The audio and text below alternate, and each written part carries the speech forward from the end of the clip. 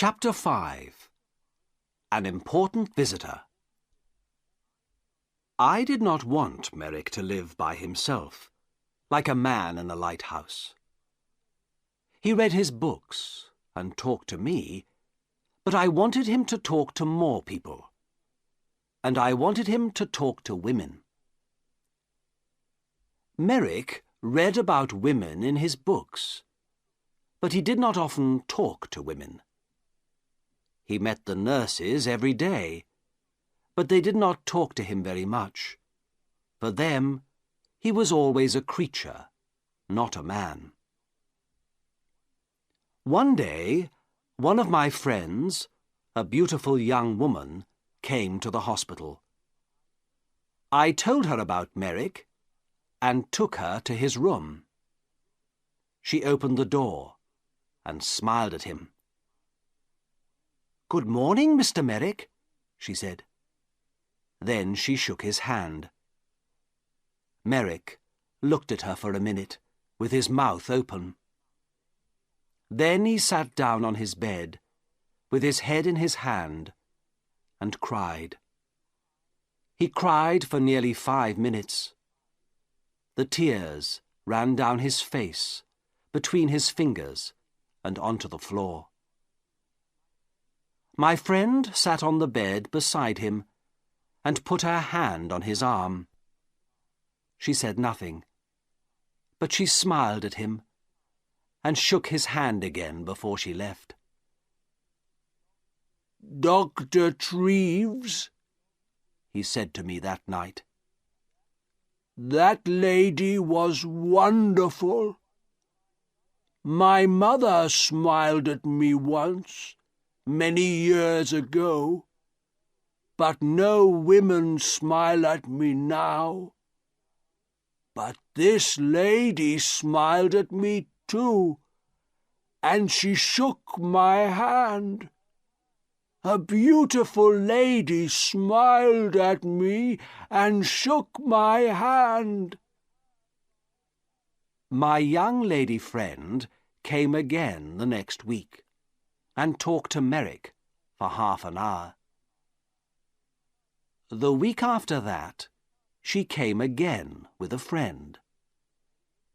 They gave him some books and had a cup of tea with him.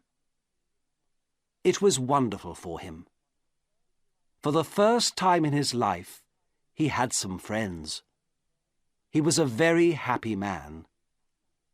He sat in his room and read his books and said no more about living on a lighthouse. People began to read about Merrick in the newspapers, so he had a lot of visitors. Everybody wanted to see him. A lot of important ladies and gentlemen visited him. They smiled at him, shook his hand, and gave him books. Merrick liked talking to these people, and he began to forget about his ugly body. His visitors never laughed at him. He began to feel like a man, not a creature. One wonderful day, a very important lady came to the hospital to visit him. I met the lady and took her to his room. Then I opened the door and smiled at him. "Good morning, Joseph," I said.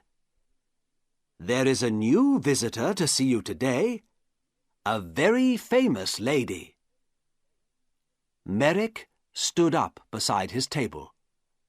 He did not smile, because his face could not smile, but his eyes looked happy. "That's good," he said. "Who is it?" I moved away from the door, and the visitor walked in. "Your Majesty, this is Joseph Merrick," I said. "Joseph, this is Her Majesty, Queen Alexandra, the Queen of England." Queen Alexandra smiled at him. "How do you do, Mr. Merrick?" she said. I'm very pleased to meet you." Then she shook his hand. Merrick did not move. For nearly half a minute he stood and looked at her with his mouth open. Then he spoke in his strange, slow voice. How do you do, Your Majesty?" he said. But I don't think the Queen understood him, because he tried to get down on his knees at the same time. It was very difficult for him, because of his enormous legs. "No, please, Mr. Merrick. Do get up," said the Queen. "I would like to talk to you. Can we sit at your table?" "Yes, of course," he said. They sat at the table. She took his left hand, the good hand, in hers. She looked at the hand carefully, and then smiled at Merrick again. "I often read about you in the newspapers," she said. "You are a very interesting man, Mr. Merrick. You have a very difficult life, but people say you're happy. Is it true? Are you happy now?" "Oh, yes, Your Majesty. Yes," said Merrick. "I'm a very happy man. I have a home here now, and friends, and my books. I'm happy every hour of the day." "What a wonderful story," she said. "I'm very pleased to hear it. Now, tell me about your reading. I see you have a lot of books here." "Oh, yes, Your Majesty. I love my books," said Merrick. And for nearly half an hour they sat and talked about books. The Queen gave him a little book and some red flowers before she left. After her visit, Merrick began to sing. He could not sing easily, of course, because of his mouth, but all that day there was a strange, happy noise in his room. He looked at the flowers carefully and put them on his table. He had many visits from the Queen, and at Christmas she sent him a Christmas card. Windsor Castle, the 20th of December, 1888.